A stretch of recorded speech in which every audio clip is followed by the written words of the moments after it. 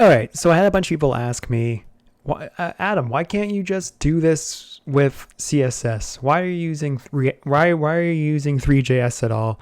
Why are you wasting resources? Wow, well, but if you care about performance, why are you using cubes? Ah! Okay, you know what? Fine. I redid the whole thing with just CSS and HTML, and considering the limitations, it came out pretty good that I just made it the main version. So you can actually see the old version if you just go to /3D shelf. It looks nicer because you have like an image filter. I think it uses sRGB, blah, blah, blah, blah, blah. But well, we'll get into why it's different. So let's talk about, so this is pretty much the same thing, right? And I can go to, let's say Arcanum. I can still rotate boxes around. I can still open stuff. I can still put it back and come back. So this is entirely done with CSS transforms and JavaScript just to do the events. And that's basically it. I had to do a bunch of different optimizations for this to work, but the optimizations actually work a bit better because JavaScript is more aware of screen space or window size and all that fun stuff. So for example, if you watch to the right over here, like I can call stuff out really, really simply by just like, if the div is out of view, just don't render it. So you'll watch those games slowly start to render out just to give the browser less to think about. And it happens on the left side too, just probably not as, oh, there it goes. Maybe watch the left side there. So that was really easy to put in. The other thing is, how do I explain it? Oh, and also on the vertical, it's also there too. Like the next shelf doesn't load unless, I guess I could tweak that a bit, but you get the idea. Like the whole shelf doesn't load until I come down to it. And it kind of despawns as I come to, I could work on that. Let's ignore that. But the other cool thing I did was, let's say this opposing force, right? Okay, so right now, the center of the screen is, I don't know, here-ish. Say this is the center of the screen, right? I don't actually render the front side of the box because you'll never see it unless the front side is overlapping on the center axis, if that makes sense. So right now, the back you can see, right? Actually, you know what? Let's just open the inspector tool because that makes it more fun. Okay, so let's say, see how... actually, that's a bad example. Let's take another box. Let's take Battle Realms. Right, so right now, if you go to... Is that also a bad example? No, it's not. Okay, yeah. So watch this. So right now, so Battle Realms has a gate front right there, right? And the image is showing because if we're defining our center again, our center is like, let's say right here, right? I'm guessing, I can't tell. Let's say it's right here, but as soon as, and now watch this image tag right here. So here's the image tag of that front. And now watch this. If I pass it over to the left, it just despawns the image completely.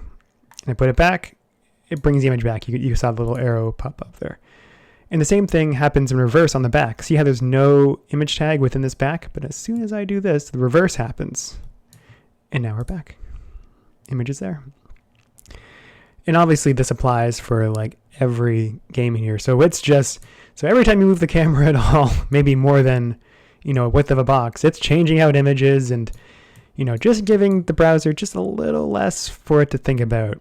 And I found that really matters for A, performance, because the less transforms, honestly, the better. And then B, load times, just network performance in general, because it's not loading every single image you can't even see. So I think I also did that for the top images. So these top images won't actually, let's try it. Some live debugging. So here's the top image. And if I go past the point, yeah, see how if I'm above the fold here, it just despawns the top entirely. But if I put it up, there it is again.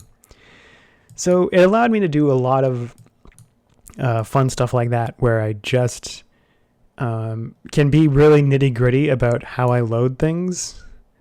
Because as you can see, this runs fine.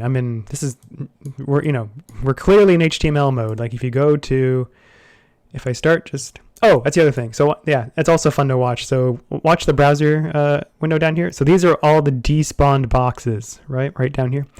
Now if I start moving the screen over, watch them all spawn in. See the little arrows coming in, showing those divs under them.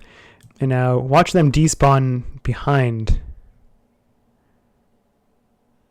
Come on. Come on. You can do it. Yep, there they go. See, they're starting to despawn behind. What a fun little effect.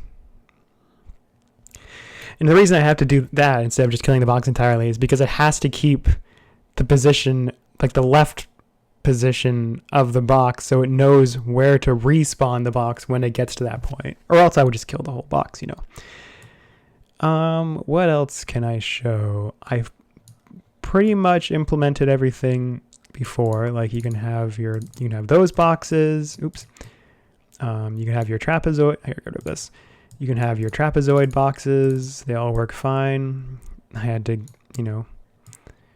get the angles right and everything. Again, these are all just divs. They're all just, like left div, right div with an angle of, what is it, 12.7 degrees. Seems to be what it is. What's another different box? Oh, MechWarrior 3 has another vertical box. Looks good. The search still works. So if I go like day of the tentacle, there it is. I don't know why I double clicked on it expecting it to gatefold. It really, really, really wouldn't. Yeah, so that's about it. Yeah, all HTML and CSS. Who knew? So this is probably the main version I'm going to work on from now on. It'll be both easier and harder to implement certain things, but that's fine. It's a lot simpler for code-wise. Oh yeah, fun thing. So watch this. If I go to the network tab, just the JS load is kind of impressive in itself. So I'm going to reload, and let's see, 380 kilobytes, right? See it down there in the bottom left? Maybe you can. Okay, well, if you can't see it, it's 380 kilobytes to load the JS. Now, if I go to the rendered version, which is conveniently linked right here, if you ever want to go back to the old one, it's 1.32 megabytes of just JavaScript. All right. Like React, not React, 3JS and 3JS Fiber add how much? Like a whole megabyte, I guess, of just JavaScript. Stuff that doesn't, I don't know, I guess it doesn't really matter anymore. So just, the minimalism just feels good. All right. That's all I'm saying, dude. That's all I'm saying. So, yeah, that's about it, I guess. Everything else is kind of the same. I could still implement everything I wanted to with CSS transitions, and I use kind of gesture libraries, so the dragging kind of still works. And yeah, let me know if you guys like it or you hate it, or you know what, just tell me if you hate it. I don't even care if you like it. No, I do care. Yeah, whatever. Hell yeah, dude. See ya.